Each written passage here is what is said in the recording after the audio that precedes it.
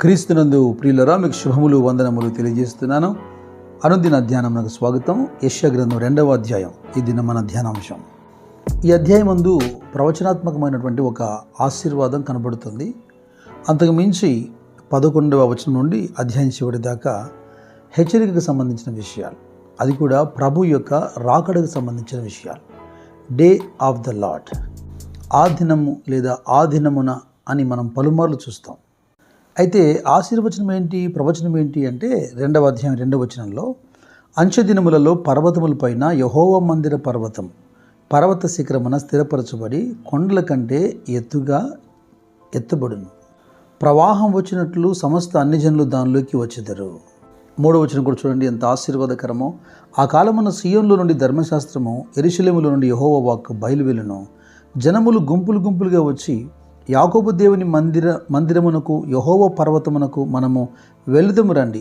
ఆయన తన మార్గముల విషయమై మనకు బోధించును, మనము ఆయన త్రోవలలో నడుతుమని చెప్పుకొందరు.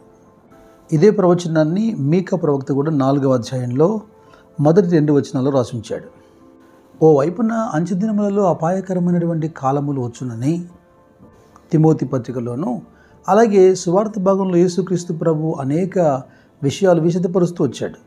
ఓవైపున ప్రకృతి సంబంధంగా కరువులు లేదా యుద్ధములు, భూకంపాలు, వీటితో పాటు సంఘమున కలుగుతున్నటువంటి హింస, ఇవి జరగవలసి ఉంది కానీ అంతము వెంటనే రాదు అన్నట్టుగా సంఘమునకు హింస కలుగుతుందేమో కానీ అది సంఘము యొక్క అంతం ఎప్పటికీ కాదు.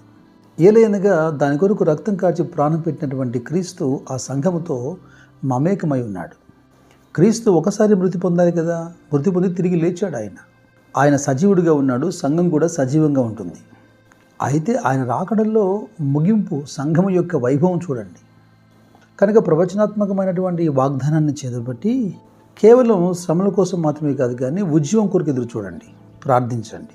ఇక 11 నుండి అధ్యాయం చివరి దాకా మనకు కనబడుతున్నటువంటి ఆ దినమున అనే మాట, that is the judgement day.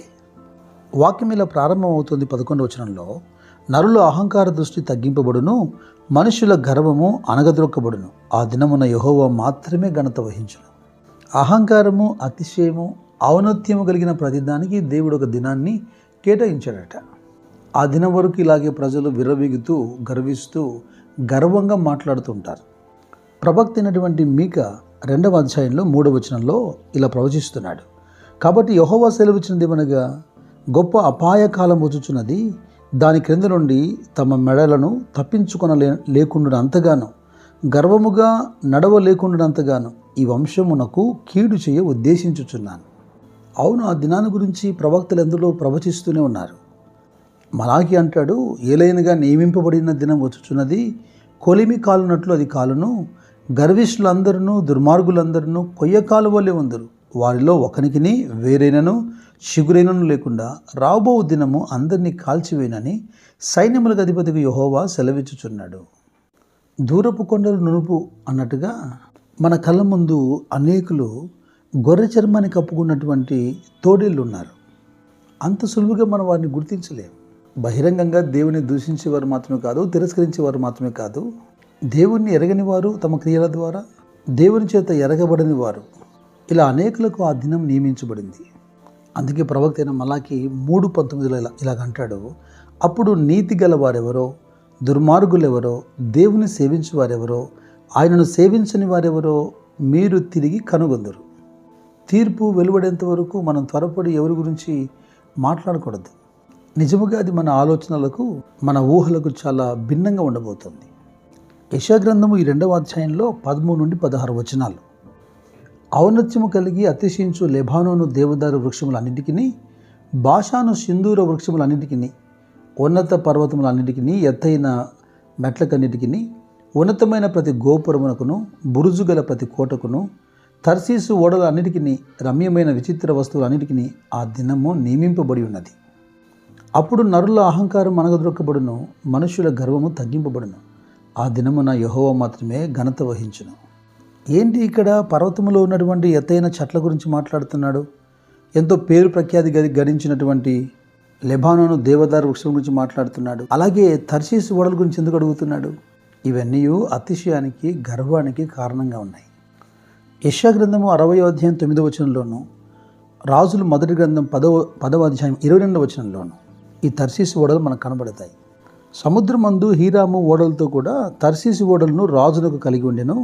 ఈ తర్షీసు ఓడలు 3 సంవత్సరాలకు ఒక మారు బంగారమును, వెండిని, దంతమును, కోతులను, నెమలి పిట్టలను తీసుకొని వచ్చుచుండెను రాజు అయిన సొలొమోను యొద్దకు. ఈ 2వ అధ్యాయంలో 13 నుంచి 17 వచనం మనం చదువుతున్నప్పుడు 2 పదాలు మనకు కనబడుతున్నాయి. అతిశయము అన్నది, అహంకారం అన్నది. ఈ అధ్యాయం అంతటిని జాగ్రత్తగా పరిశీలిస్తున్నప్పుడు 2 విషయాలు మనకు బోధపరచబడుతున్నాయి. మలాకి 4:2లో చెప్పబడినట్టుగా, అయితే నా నామమందు భయభక్తులు గలవారకు మీకు నీతి సూర్యుడు ఉదయించును, అతని రెక్కలు ఆరోగ్యం కలుగజేయును గనక మీరు బయలుదేరి క్రొవ్విన దూడలు గంతులు వేసినట్లు గంతులు వేయుదురు. వ్యత్యాసము ఏంటి? తేడా ఏంటి? నియమించబడిన దినమున అహంకారులకు, గర్విష్ఠులకు, దుర్మార్గులు వారు కొయ్యకాళ్ళకు అగ్నిలో కాలిపోతారు. అయితే యెహోవా యందు భయభక్తులు గల వారికి నీతి సూర్యుడు ఉదయిస్తాడట.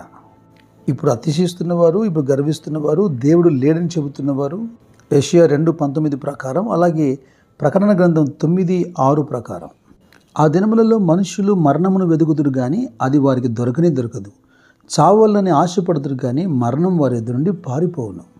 దేవుని యొక్క భయాన్ని తట్టుకోలేక ఇదిగో గుహలకు, కొండలకు పారిపోతారట. మరి జీవంగల దేవుణ్ణి తృణీకరించి వారు ఆశ్రయించిన, నమ్మినటువంటి దేవుల సంగతి ఏంటి? ఆ దినమున యెహోవా భూమిని గజగజ వణికింపలేచినప్పుడు ఆయన భీకర సన్నిధి నుండి, ఆయన ప్రభావ మహాత్మ్యము నుండి కొండల గుహలలోను, బండ బీటల్లోనూ దూరవలనన్న ఆశతో నరులు తాము పూజించుటకై చేయించుకొనిన వెండి విగ్రహములను పొడిగా చేసి పారవేస్తారట. ఆ దినమున వాటిని నమ్మిన వారు కూడా అట్లే ఉంటారు. అది నిశ్చయముగా రాబోతున్న దినం, అది తీర్పు దినం. మనకైతే నీతి సూర్యుడు ఉదయించును. దేవునికి స్తోత్రం కలుగును గాక. కృప మిమ్మును కాయును గాక. God bless you.